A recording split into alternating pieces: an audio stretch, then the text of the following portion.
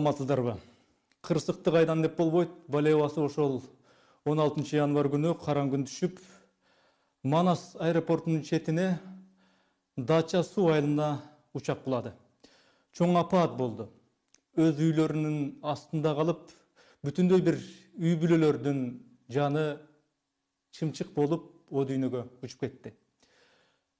Жетим калган бала, жакынын жоготкон үй бүлөлөр Кыргызстандын элин гана эмес, бул трагедияны дүйнөлүк маалымат каражаттарынан көрүп, угуп жаткан чет өлкөлөрдүн жарандары дагы кайгыга муунуп, ошолор дагы кайгырып, интернет аркылуу комментарийлерди жазып, көңүл айтып атышты. Үй бүлөсүн жоготуп, жетим калган балакайды мына мен багып алат элем дегендерди учак кулаган жердеги куткаруучуларга кофе ташып, чай ташып, тамак ташыган жөнөкөй жарандарды көргөндө көбүбүздүн жүрөгүбүз элжиреп, элдин ошондой пейилине ыраазы болуп, не кылаарды билбей көбүбүз ыйлаганыбыз дагы чын. Баары бир тең дагы ошол 16 январ күнкү жоготуудан, кайгыдан эл запкы тартып, моралдык жактан сооротор, көңүл айтар, кайрат берер бир символдук таяныч издеп турганда, ошондой учурларда журттун атасы деген символикалык вазифаны аткарууга тийиш болгон Атамбаев Алмазбек Шаршенович деген киши элге, журтка деги бир көрүнбөй, кырсык болгон жерге кечигип болсо дагы басып барбай, бирактагы басма сөз кызматы аркылуу текст түрүндө көңүл айтып, аза күнүн жарыялап тим болгону өтө бир түшүнүксүз, өтө бир чалагайым, өтө бир кайдыгер кош көңүл иш болду. Балким ал көпчүлүк көзүнө көрүнүп кайгырууну туура көрбөй, үйүндө эшик терезесин бекитип алып, же эл көзүнө көрүнбөй ээн жерге барып алып, шолоктоп ыйласа ыйлагандыр. Эгер чындап эле ошенткен болсо, жеке адам катары, инсан катары, эми аныкы деле туура, ар ким жан дүйнөсү каалагандай кайгырат да деп туура эле түшүнүүгө болор эле.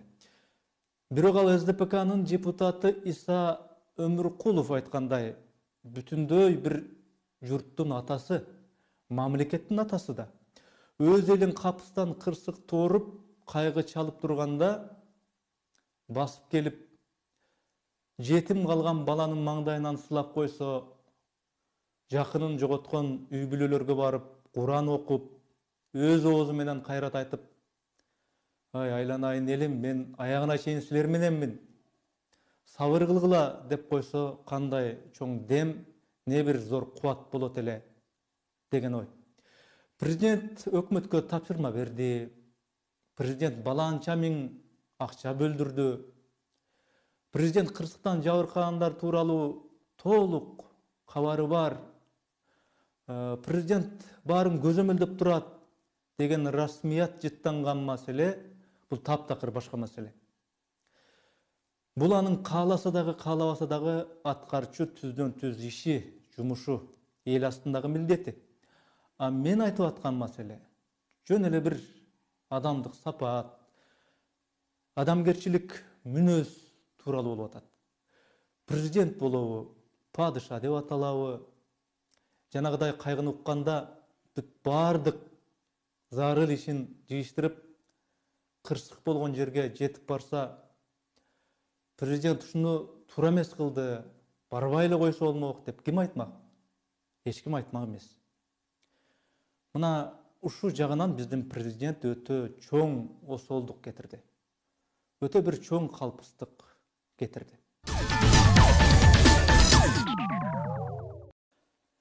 Эми президентти бир беткей ракурстан туруп алып эле жаман көрө бербей, эмне үчүн ал кырсык болчу жерге барбай калышы мүмкүн деген ушундай бир суроонун изи менен бир аз ойлонуп көрөлү.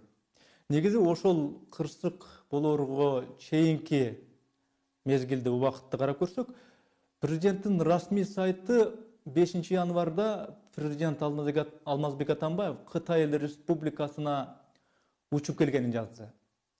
Сапардын алкагында президент Алмазбек Атамбаев Кытай Эл Республикасынын төрагасы Си Цзиньпин менен жолугушат. Мамлекет башчылары Кыргыз-Кытай мамилелеринин олуттуу маселелерин, анан эки тараптуу кызматташтыктын кеңири бир тармагы боюнча өз ара аракеттешүүнүн болочок пландарын талкуулашат. Ошондой эле эки тараптын кызыкчылыктарына тиешеси бар эл аралык жана регионалдык маанидеги маселелер боюнча пикир алмашат деп мына ушундай нерселерди жазды президенттик сайт. Мына ошондон кийин 2 күндөн кийин 7 январда президенттин сайты Кытай Эл Республикасына жумушчу сапары аяктаган соң Кыргыз Республикасынын президенти Алмазбек Атамбаев 2017 жылдын 9 январынан 14 январына чейин бир аптага эмгек өргүсүн алды. Мамлекет башчысы мына ушул кыска мөөнөттүү эмгек өргүсүн Кытайда үй бүлөсү менен бирге өткөрөт деп дагы жазды президенттик сайт. Президент Кытайга өзүнүн учагы менен учуп барып, Кытайдын жетекчилиги менен жолугуп, анан бир жума эс алганы Кытайда калып калса, аны менен барган делегация мүчөлөрү каяка кетти? Кайда кетти? Качан Кыргызстанга келди? Эмне менен келди алар? Тиги Кытайда учак эгер калып калган болсо, анын аэропортто турган ар бир күнү үчүн аренда акысына канча акча төлөндү? Бул туурасында президенттин расмий сайтында эч бир мындай маалымат жок. Мына алалы Жапонияда мамлекеттик, өкмөттүк бир жетекчилер кайсы бир чет мамлекетке барбасын, алар кандай транспорт менен барат? Мисалы мына поезд менен барабы, учак мененби, канча күйүүчү май кетет ага, анан кайсы мейманканага конот, анын баасы канча, ал жакта нече суммадагы биринчи, экинчи тамактарды жейт, десертке эмне согунушат, айтор бүт баардык маалыматтарды журналисттер алдын ала эле биле алышат Жапонияда. А бизде кандай болду? Кытайда президент Атамбаев жана анын жубайы баш болгон Кыргыз делегациясына расмий 2 күнгө канча каражат кетти? Учакка канча сомдук май короду? Тамак ашынан мамлекеттик акчанын канчасы кетти? Бул боюнча президенттин аппаратыбы же болбосо ошол эле басма сөз кызматыбы мунчугушпайт. Эгер журналисттер же мейли ошол жарандык коомдун өкүлдөрү чуу чыгарып сурап калышса, алар тапчуну таап, жасачууну жасап, отчетту даяр кыла коерунда эч бир шегим жок. Атамбаевдин 6 күн Кытайда эс алып жүргөн күндөрүн эми макул, а кишинин жеке иши деп коелу.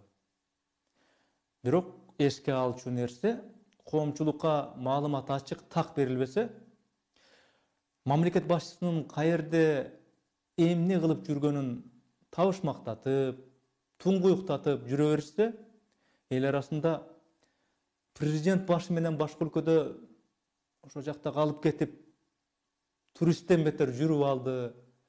Жанагы учактын ичиндеги товарлар Атамбаевдики имиш. Президент инсульт болуп, ошон үчүн жакын чөйрөсү аны жаап жасырып жатат экен деген сыяктуу ушундай чындыгы жалганы белгисиз ушундай бир имиш сөздөр күчөй береринде эч бир күмөн жок.